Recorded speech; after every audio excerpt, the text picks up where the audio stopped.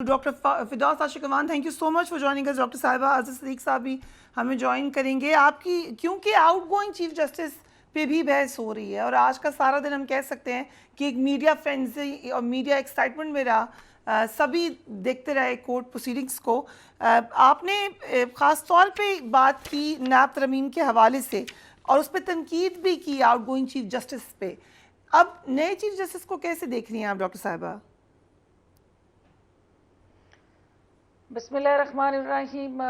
سب سے پہلے تو فریحہ آپ کی شکر گزار ہوں. دیکھیں، تنقید کرنا کسی شخصیت پہ تنقید نہیں ہوتی، وہ ان کے فیصلوں پہ، ان کے کنڈکٹ پہ اور ان کے رول پہ تنقید ہوتی ہے. اور وہ پاکستان کا آئین نہ ہر شخص کو right of freedom of expression and speech دیتا ہے. دیکھیں، جو سپریم کورٹ کے چیف جسٹس صاحب تھے، انہوں نے سپریم کورٹ کو ایک ہم خیال بینچ کے ذریعے جس طرح کنٹرول کیا، مینج کیا، گورن کیا، مینوپولیٹ کیا، اور جس طرح سے عوام میں یہ تاثر گیا کہ بھی یہ انجینئرنگ ہو رہی ہے سپریم کورٹ کے اندر کسی مخصوص جماعت کو فائدہ پہنچانے کے لیے، یا ان فیصلوں کے جو دور رس اثرات ہیں وہاں آئین اور قانون کی بجائے وہاں خواہشات میں مبنی، سفارشات میں مبنی، اور گھر کی جو، کیونکہ مجھے کسی نے بھیجا تھا ابھی کہ وہ ساسوما کورٹ سے اگر آپ آگے بڑھے ہیں، اور شکر ہے کہ اب بیگم کورٹ ہماری جو ہیں وہ بھی، چونکہ چیف جسٹس صاحب نے جو جیسچر دیا وومن امپاورمنٹ کا اور خواتین کو عزت دے کے اپنے، گڈ جیسچر.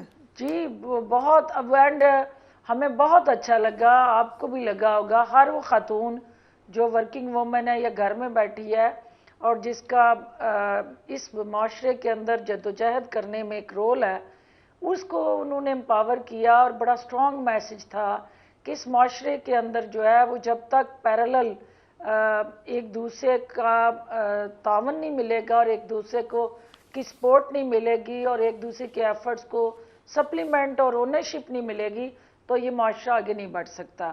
دیکھیں، ہمارا اس وقت جو چیف جسٹس صاحب نے آج ہم خیال سپریم کورٹ سے وہ بینچ کا خاتمہ کر کے تو ایک فل کورٹ بنا کے اس کی پوری دنیا کے اندر کوریج ہوئی اور سارے میڈیا نے اس جیسچر کو اپریشیٹ کیا. اور آج انہوں نے اپنا دن جو تھا اس کو اپنے انتظامی فیصلوں سے یادگار بنایا. لیکن اب دیکھنا یہ ہے کہ ان کے جو قانونی فیصلے ہیں، جو ان کے آئینی فیصلے ہیں، ان کی گونج جو ہے وہ کتنی دہائیوں تک اس سپریم کورٹ کی راہداریوں میں سنائی دے گی. عوام یہ دیکھنا چاہتے ہیں کہ اس سپریم کورٹ کو کسی بھی سیاسی چنگل سے آزاد کرا کے، کسی جماعت کے یرغمالی ہونے کے ٹائٹل سے نجات دلا کے، تو اس کتاب کی جو قانون کی کتاب ہے یا جو ایک ترازو ہے آپ کا، اس کو بیلنس کرتے ہوئے ایک ایسا نظام سامنے آئے جو توقعات لے کے عوام جو ہے قاضی فائز عیسیٰ صاحب کے ساتھ کھڑے ہیں. اور وہ یہ سمجھتے ہیں کہ اس وقت جو سپریم کورٹ کے اندر ایک ہارمنی، ایک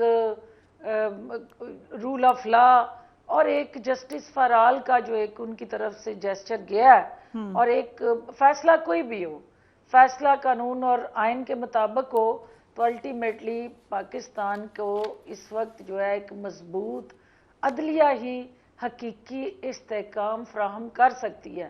کیونکہ پاکستان کا عدالتی نظام اگر مضبوط ہوگا تو انصاف ہوتا ہوا نظر آئے گا اور ہماری عدالتیں ڈیلیور کریں گی. ہماری عدالتیں جو ہیں وہ لوگوں کو، گناہ گار کو گناہ گار اور بے گناہ کو بے گناہ قرار دیں گی.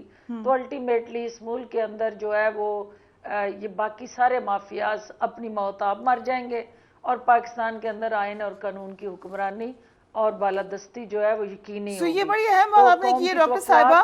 اگر مجھے اجازت دیں، آپ کی ٹویٹ کافی لمبی ٹویٹ، اس پہ آپ نے آخری لائن لکھی، یہ 15 ستمبر کی آپ کی ٹویٹ ہے: آج کا سپریم کورٹ کا نیب ترمیم کے حوالے سے فیصلہ جمہوریت پسند سوچ کی برعکس ہے. اب یہ جو نیب ترمیم قدم ہونے کے بعد جو کیسز کھلنے والے ہیں ان کی لسٹ ہے میرے پاس، آپ کے پاس بھی آ گئی ہوگی. اس میں 53 سماعتوں کے بعد یہ جو تمام کے تمام معاملات ہیں اس میں نواز شریف صاحب کے کیسز ہیں، اس میں غالباً حمزہ شہباز کے ہیں، دیگر لوگوں کے ہیں، اور یہ وہ والے معاملات ہیں جو کہ حتمی سلوشن تک نہیں پہنچے تھے. آپ یہ جمہوریت پسند نہیں ہوگی بات کہ معاملہ حتمی سلوشن تک پہنچے یا ایک ترمیم سے ختم کر دیے جائیں تمام کیسز؟ دیکھیں فریہ، مجھے اس چیز سے دلچسپی نہیں ہے کہ وہ کیسز کا اس وقت سٹیٹس کیا تھا. مجھے اس چیز سے دلچسپی ہے کہ ایک پارلیمنٹیرین ہوتے ہوئے، عوامی نمائندہ ہوتے ہوئے، مجھے اس ادارے کی ساکھ سے دلچسپی ہے، اس کے جو آئینی اور قانونی دائرہ اختیار ہے اس سے دلچسپی ہے. میرا کنسرن یہ ہے کہ ایک پارلیمنٹ کا جو کام ہے لیجسلیشن، اس نے اس رول آف لا اور کوڈ آف کنڈکٹ اور تمام پروسیجرز کو فالو کرتے ہوئے قانون سازی کی. اس قانون سازی پہ ہو سکتا ہے میرے بہت سارے کنسرنز ہوں. یہ جو 16 ماہ کا ٹوٹل فوکس رہا پی ڈی ایم کی لیڈرشپ کا، اپنے آپ کو این آر او دینے کا، عوام کو سہولت کاری کرنے کی بجائے، عوام کی مشکلات کے ازالے کی بجائے، مشکل حالات میں عوام کو ریلیف دینے کی بجائے، وہ سارا فوکس اپنے آپ کو ریلیف دینے میں جو لگا رہا، تو اس سے عوامی ایسپیکٹ میں اس فیصلے کو پذیرائی ملی اور لوگوں نے یہ کہا کہ جی یہ جو ہوا تھا، اب یہ جہاں جہاں کیسز پڑے تھے اور ان کو انہوں نے بلڈوز کر کے تو ایک ریلیف دینے کی کوشش کی تھی، تو وہاں سے سٹارٹ ہوگا.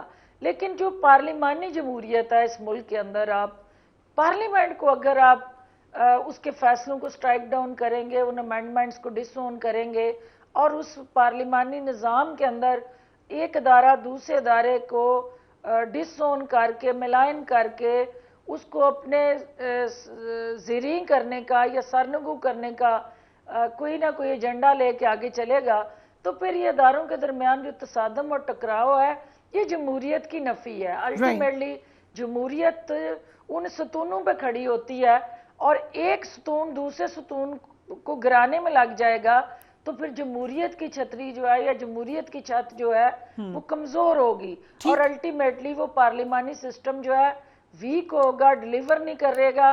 آپ کا گورننس سٹرکچر پہلے ہی آپ کو پتہ ہے، سروس ڈیلیوری آپ کی زیرو ہے. تو یہ ساری چیزیں جو ہے پاکستان کو پیچھے لے کے جائیں گی. جب آپ نے آگے جانا ہے تو پھر آپ کو آگے کی طرف دیکھنے کے لیے کچھ نیا کرنے کی ضرورت ہے. تو جو اس کے اندر، اسی ٹویٹ کے اندر جو عام بات آپ شاید بھول گئیں کہ جو مدعی تھے یا جنہوں نے جو اپلیکینٹ تھے، یہ ساری جماعتیں تو اپنے کیے کا جو بھی حصہ تھا اس کو جیسے تیسے نیب کے اس شکنجے سے گزرتے ہوئے وہ پروسیس کر چکی ہیں یا انڈر پروسیس ہے، کہیں نہ کہیں اینڈ پہ پہنچی ہوئی ہیں. تو پی ٹی آئی کا تو ابھی میٹر سٹارٹ ہی نہیں ہوا، ان کی تو ابھی 0 میٹر گاڑی تھی اس کرپشن کے دریا یا سمندر کے اندر. یہ آپ نے بڑی اہم بات کی ہے. چیئرمین پی ٹی آئی جو ہے سب سے پہلے اس کے وکٹم بنیں گے. یہ میں آپ سے پوچھنے لگی تھی کہ کس سے شروع کریں. 90 دن کا ریمانڈ ہے، ٹھیک، وہ اسی سے اس کے وکٹم خود ہوں گے.